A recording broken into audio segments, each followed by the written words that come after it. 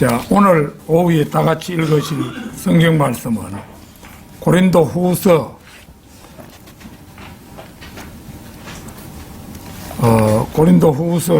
5장 17절입니다.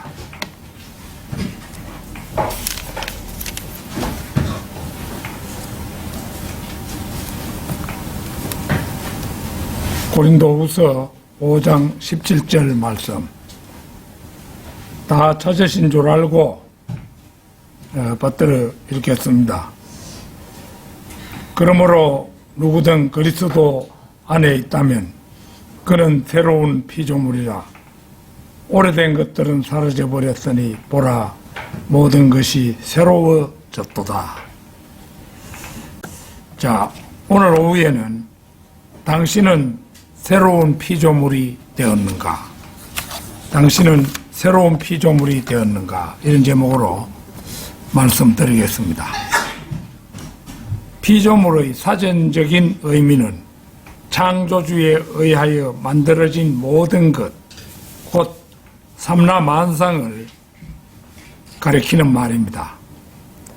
그런데 오늘 본문 말씀에 쓰인 새로운 피조물은 우리가 주님을 영접하고 나서부터 우리 안에 내주하시는 성령님에 의해 우리 안에 형성된 어떤 존재를 일컫는 말입니다.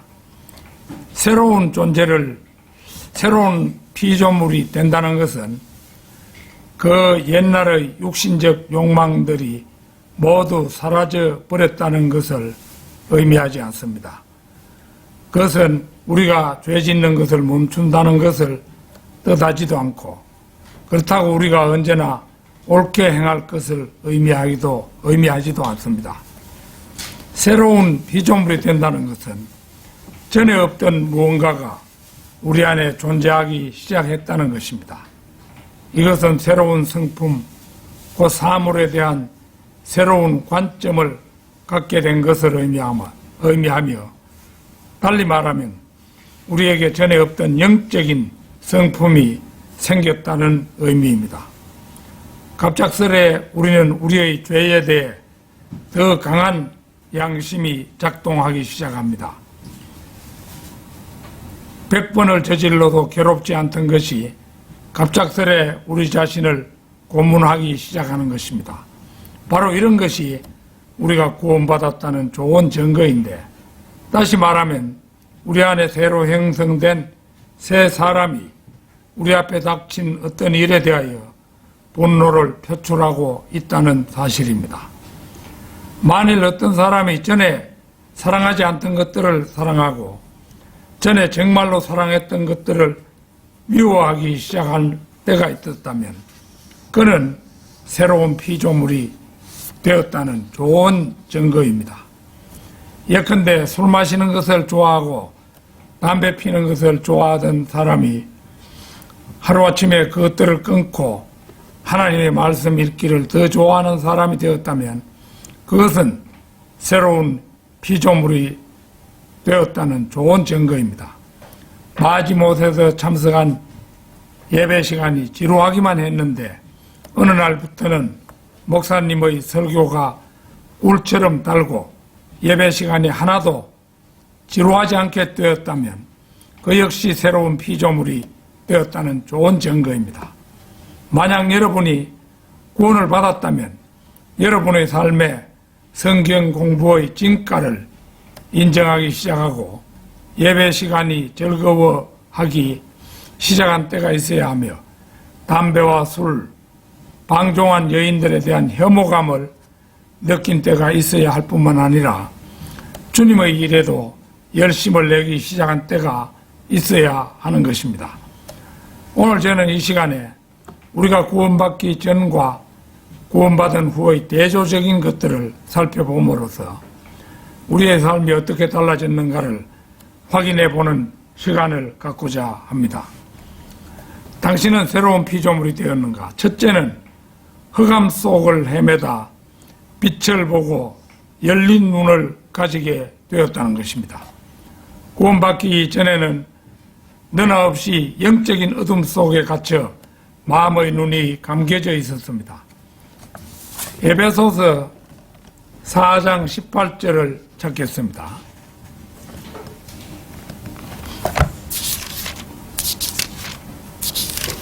에베소서 4장 18절. 그들은 자기들 안에 있는 무지함을 통하여 하나님의 생명으로부터 멀어졌으며 명철이 어두워졌으며 그들의 마음의 눈이 멀어버렸기 때문이라. 보는 것처럼 과거 우리는 무지 속에서 하나님의 생명에서 멀리 떨어져 있었고 명철이 어두워져 있었습니다.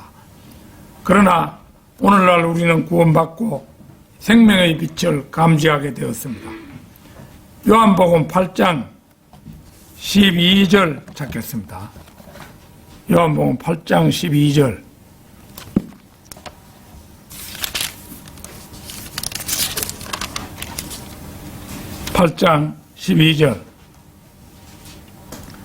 그때 예수께서 다시 그들에게 일러 말씀하시기를 나는 세상의 빛이라 나를 따르는 자는 어두움 가운데 살아가지 아니할 것이요 오히려 생명의 빛을 소유하리라 하셨느니라.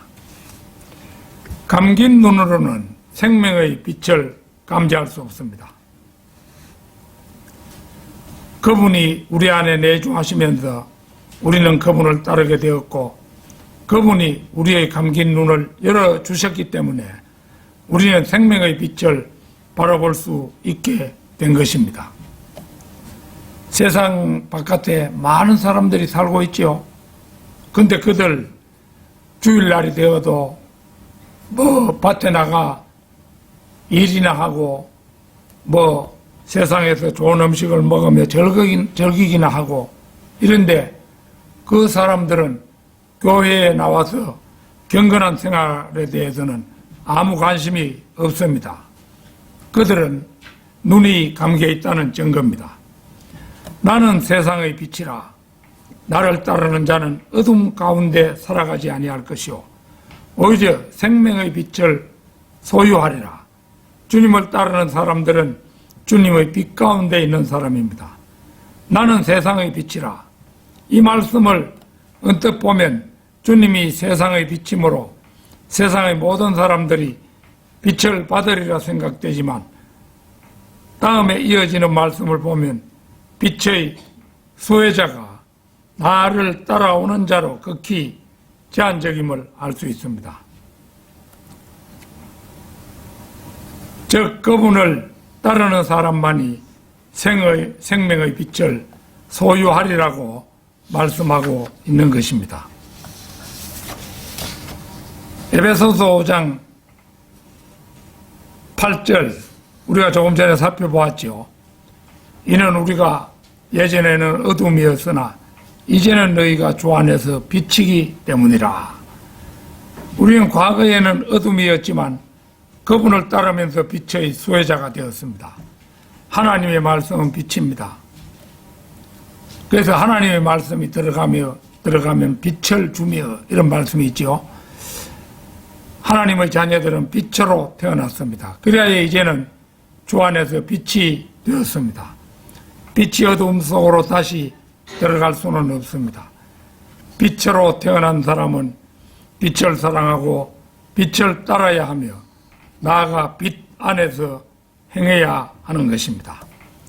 당신은 새로운 피조물이 되었는가? 둘째는 죄의 노예에서 풀려나 자유인이 되었다는 것입니다.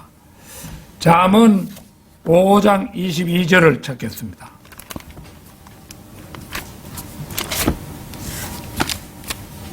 잠언 5장 22절.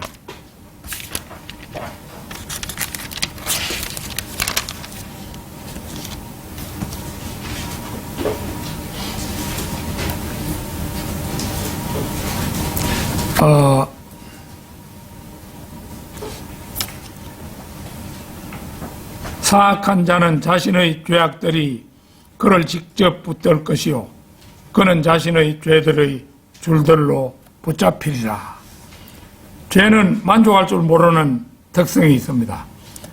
죄는 죄를 행하는 사람을 지배하게 될 때까지 계속 그 사람에게 더 많은 것을 요구합니다.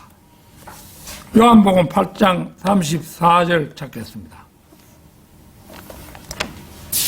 요한복음 8장 34절.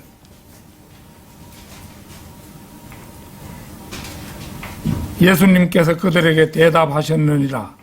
진실로 진실로 내가 너희에게 말하노니 누구든지 죄를 범하는 자는 죄의 종이라.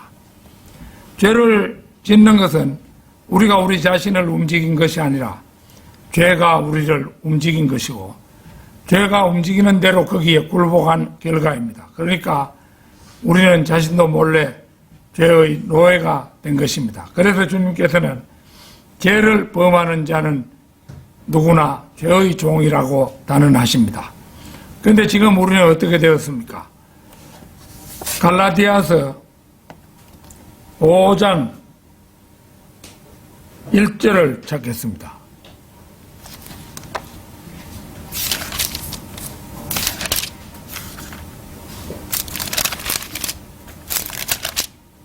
(5장 1절) 그러므로 그리스도께서 우리를 자유롭게 하신 그 자유 안에서 굳건히 서고 다시는 속박의 멍에에 얽매이지 말라. 보는 것처럼 우리는 우리 주 예수 그리스도께서 우리를 자유케 하심으로 말미암아 죄의 노예에서 자유의 몸이 되었습니다. 자유의 몸이 되었으므로 그 자유 안에 굳게 서서 다시 종의 멍에를 메어서는 안 됩니다. 베드로 후서 2장 20절에서 22절까지 말씀입니다. 이는 만일 그들이 주 곧 구원자 예수 그리스도를 아는 것을 통하여 세상의 오염들에서 벗어난 뒤에 그들이 다시 거기에 얽매이고 정복당하면 그에게는 그 나중 결과가 초기보다 더 나쁘기 때문이라. 이는 그들이 의의 길을 알고 난 뒤에 자신들에게 전달된 거룩한 명령에서 돌아서는 것보다 의의 길을 몰랐던 쪽이 그들에게 더 나았을 것이기 때문이라. 그러나 그들에게 그 일이 참된 자문대로 벌어졌으니 걔는 그 자신의 토사물로 다시 돌이켰으며 씻긴 돼지는 그녀의 진창 속에 뒹구는 것으로 돌이켰도다 한 것이라. 죄의 건세는 막강하기 이를 데 없습니다. 바닷가에 서서 밀려오는 파도를 보면 밀려왔다가 뒤로 물러가지만 다시 되돌아와서 바위에 하얗게 부서집니다. 파도를 한 번 피했다고 방심해서는 안 됩니다. 2차, 3차 계속해서 파도는 밀려오기 마련입니다. 따라서 죄의 노예에서 풀려난 사람은 항상 죄의 공격에 대비하고 경계해야 하는 것입니다. 당신은 새로운 피조물이 되었는가? 셋째는 마귀의 자식에서 하나님의 아들로 되었다는 것입니다. 요한복음 8장 44절 찾겠습니다.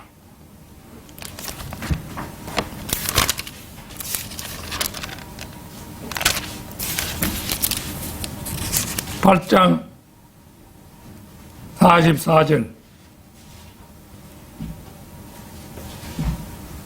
너희는 너희의 아비인 마귀에게 속하였으니 너희가 너희 아비의 정욕들을 행하려고 하는도다. 그는 시초부터 한 명의 살인자였으며 진리 안에 거하지 아니하였으니 그 안에 진리가 전혀 없기 때문이라. 그가 어떤 거짓말을 할 때면 그는 자기 자신에게서 나오는 거짓으로 말하느니라. 이는 그가 한 명의 거짓말쟁이요 거짓의 아비이기 때문이라. 이 말씀은 주님께서 바리새인들을 향해 마귀의 자식이라 질책하신 말씀입니다. 보는 것처럼 주님께서는 바리새인들에게 너희는 너희 아비인 마귀에게 속하였으니 이렇게 해서 쭉 말씀하고 있죠. 조금 더 사정을 두지 않고 질책하십니다. 그런데 이것은 비단 바리새인들에게만 해당되는 말씀이 아닙니다. 주 예수 그리스도를 믿지 않고 그분을 구주로 영접하지 않은 모든 구원받지 못한 죄인들은 다 마찬가지로 거짓말쟁이, 살인자, 마귀의 자식입니다. 구원받지 못한 사람들이 이런 말을 들으면 매우 불쾌하겠지만 엄연한 사실입니다. 과거에 우리 역시 한 사람도 예외 없이 마귀의 자식들이었습니다. 그런데 지금 우리는 하나님의 아들들이 되었습니다. 요한일서 3장 1, 2절 찾겠습니다. 3장 1, 2절 보라, 우리가 하나님의 아들들로 불리도록 아버지께서 어떤 방식의 사랑을 우리에게 부여하셨는가. 그러므로 세상은 우리를 모르나니 세상이 그물을 몰랐기 때문이라.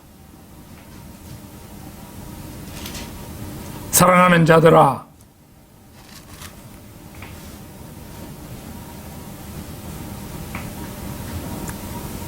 사랑하는 자들아, 이제 우리는 하나님의 아들들이라. 그런즉 우리가 어떻게 될 것인지 아직 나타나지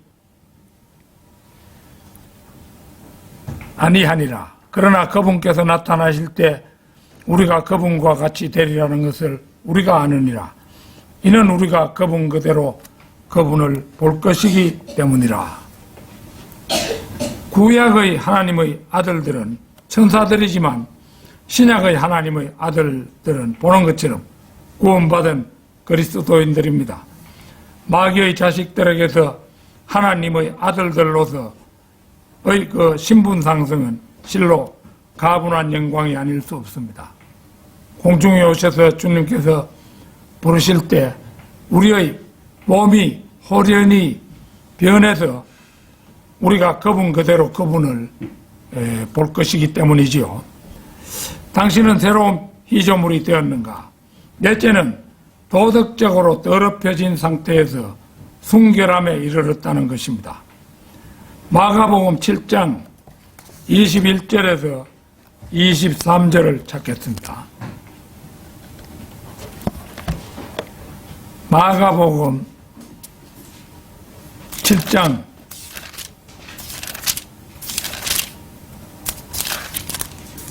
21절에서 23절까지 말씀입니다. 이는 속에서 곧 사람들의 마음에서 악한 사상들과 간음들과 음행들과 살인들과 도둑질들과 탐욕과 사악함과 속임수와 음란과 악한 눈과 신성모독과 교만과 어리석음이 나오기 때문이라. 이 모든 악한 것들이 속에서 나와 그 사람을 더럽히느니라.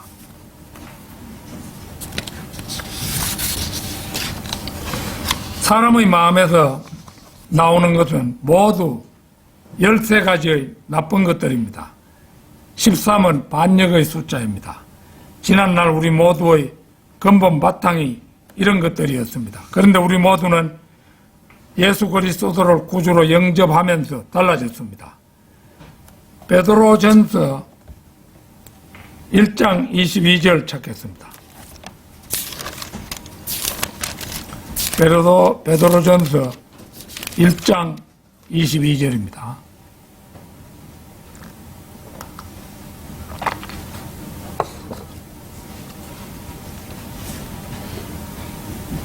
너희가 성령님을 통하여 진리에 순종함으로써 너희 혼도를 정화하여 형제들의 꾸밈이 없는 사랑에 이르렀으므로 너희는 하나님의 순수한 마음으로 서로 뜨겁게 사랑하도록 유의하라.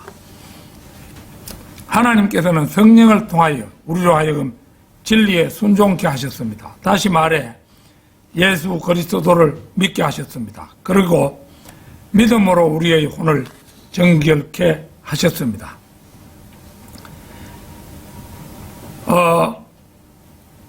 형제들의 꾸밈없는 사랑에 이르렀으므로 이것은 믿음으로 혼이 정결케 된 결과입니다.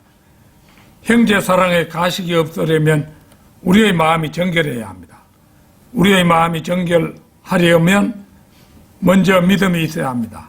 하나님께서는 성령님의 내주를 통해 이 모든 일들이 우리 가운데 일어나도록 하셨습니다. 그러므로 순수한 마음으로 서로 뜨겁게 사랑하도록 유의하라고 베드로는 우리에게 촉구합니다. 형제들의 꾸밈없는 사랑에 이르렀으므로 너희는 하나의 순수한 마음으로 서로 뜨겁게 사랑하도록 유의하라. 이것이야말로 거듭난 사람의 증거입니다. 우리가 하나님의 자녀로 새롭게 태어났다면 우리는 다른 모든 그리스도인들과의 형제 사랑으로 우리 자신의 새로운 출생을 입증하게 됩니다. 우리의 형제 사랑은 정결한 혼에서 우러나오는 가식 없는 사랑이요 순진한 사랑이며 또 뜨거운 사랑입니다. 만약 우리에게 이런 사랑이 엿보이지 않는다면 과연 우리가 하나님의 참된 자녀로 새롭게 태어난 사람인지 스스로 점검해 보아야 할 것입니다. 빌립보서 4장 8절 찾겠습니다.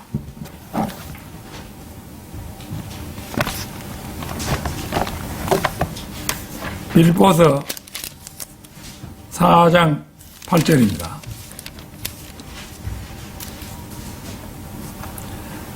마지막으로 형제들아 만일 어떤 덕이 있거나 어떤 찬사가 있다면 무엇이든지 참된 것들, 무엇이든지 정직한 것들, 무엇이든지 공정한 것들, 무엇이든지 순수한 것들, 무엇이든지 사랑스러운 것들, 무엇이든지 좋은 평판에 속한 것들, 이런 것들을 생각하라.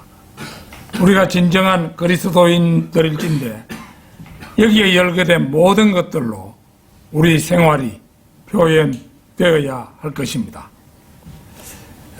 우리가 이제 이 표준 킹 제임스 성경을 새로 사용하게 되었으니까 말씀이 입에 익지 않아서 잘 혀가 안 돌아갈 때가 많죠. 근데 내가 맨 처음에 개역 성경에서 한글 킹 제임스 성경으로 옮아갔을 때 2005, 6년 무렵에 그때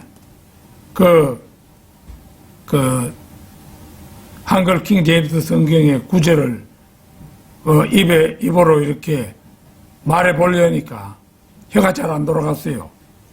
그런데도 그 수련회에 여름 수련회 참석하니까 성경 퀴즈 한다고 각 지역 대표들이 나와서 퀴즈 하는데 그래도 이미 먼저 나온 사람들은 한글 킹 제임스 성경의 성경 구절들을 많이 외우고 있더라고요. 그런데 그 후에 이제 나 자신도 지금 2006년부터라 해도 약 17년간 한글 킹 제임스 성경에 익숙했던 이제 제 자신의 혀잖아요. 그러니까 이게 말이 굉장히 좀 어색한 겁니다. 어색한데 곧 이제 얼마나 많이 읽느냐에 따라서 이제 익숙하게 되겠죠. 왜냐하면 표준 킹 제임스 성경이 우리의 칼이 되었으니까 적들과 대결하자면 우리의 칼을 많이 암송해서 어디 가서든지 그 칼을 휘두를 수 있어야 되는 거잖아요. 당신은 새로운 피조물이 되었는가? 다섯째는 거룩하지 못한 생활에서 거룩한 생활로 변모되었다는 것입니다. 고린도전서 6장 9절에서 11절 찾겠습니다.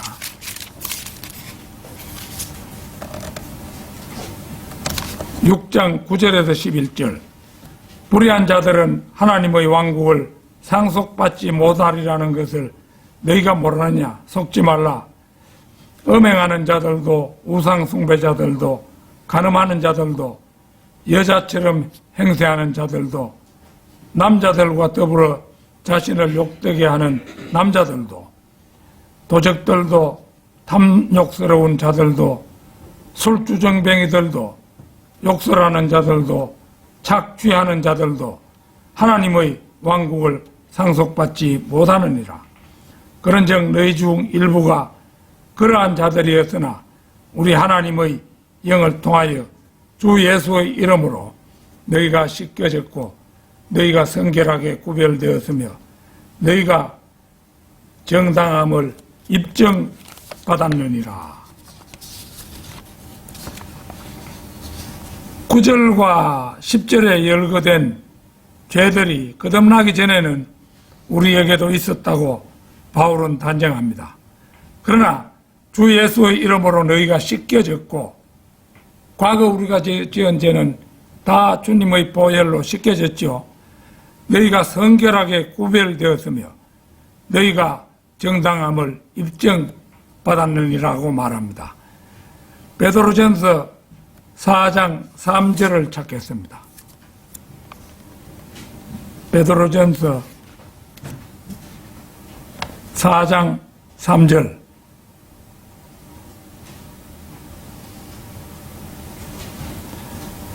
우리가 음탕함과 정욕들과 폭음과 유흥들과 향년들과 가증한 우상 숭배들 가운데 살아갔을 때 이방인들의 뜻을 이룬 것은 우리 인생의 지나간 시간으로 우리에게 조카도다. 어린 나이에 구원받고 거듭난 사람이라면 모르되 나이가 든 뒤에 뒤늦게 구원받은 사람이라면 베드로가 언급하고 있는 말뜻이 무엇인지를 모르는 사람은 없을 것입니다. 죄는 한 번으로 속합니다. 죄는 이미 지나간 과거의 일로 끝내야 합니다. 죄는 그것으로 충분하기 때문입니다. 바로 앞 1, 2절 보겠습니다. 4장 1, 2절. 그렇다면 그리스도께서 우리를 위하여 육체 안에서 순환을 겪으신 고로 너희 자신도 이와 같은 생각으로 무장할지니 육체 안에서 고통받은 자는 죄를 중단하였기 때문이라.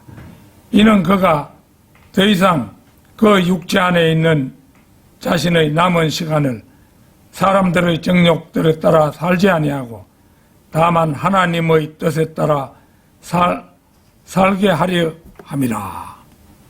지난날의 죄의 생활을 청산하고 하나님의 뜻을 따라 사는 것, 그것이야말로 그리스도인이 가야 할 길인 것입니다.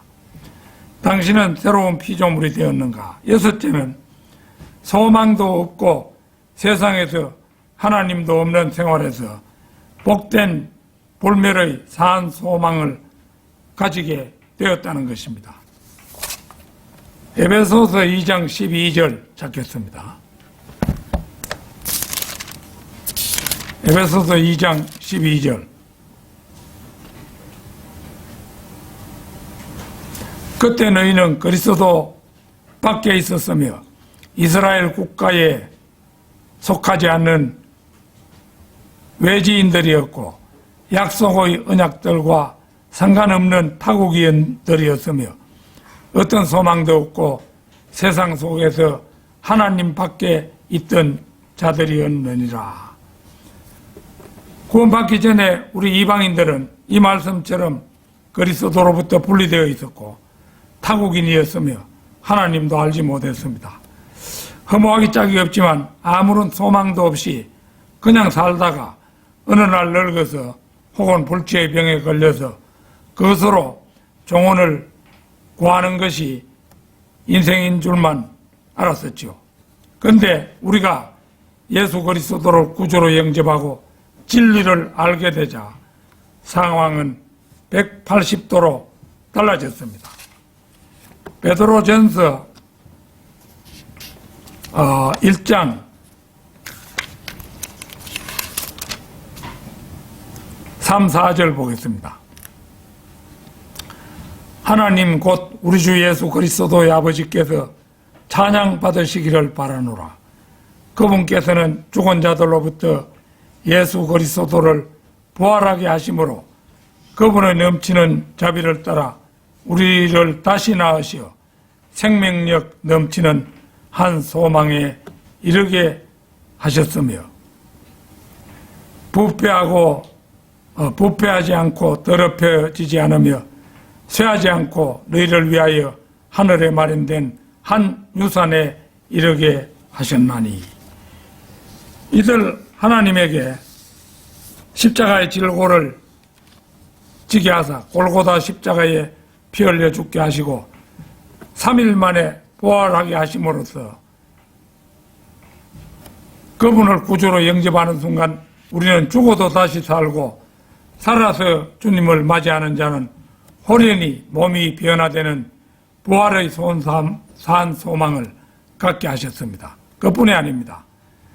3절에서의 유업은 천년왕국에서 우리가 받을 유업이 아니고 썩지 않고 또 더럽지 않고 세잔하지 않는 새하늘과 새하늘의 새 예루살렘의 영원한 유업을 가리킨 말입니다. 얼마나 획기적인 대조입니까?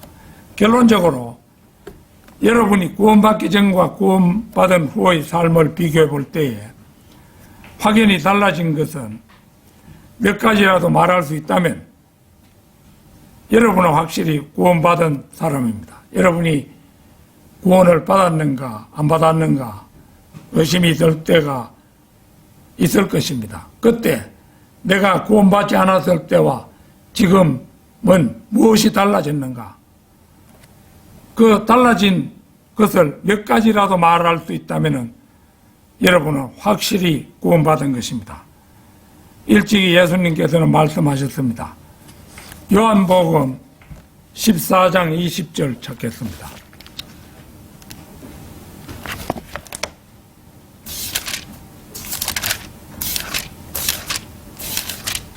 요한복음 14장 20절입니다.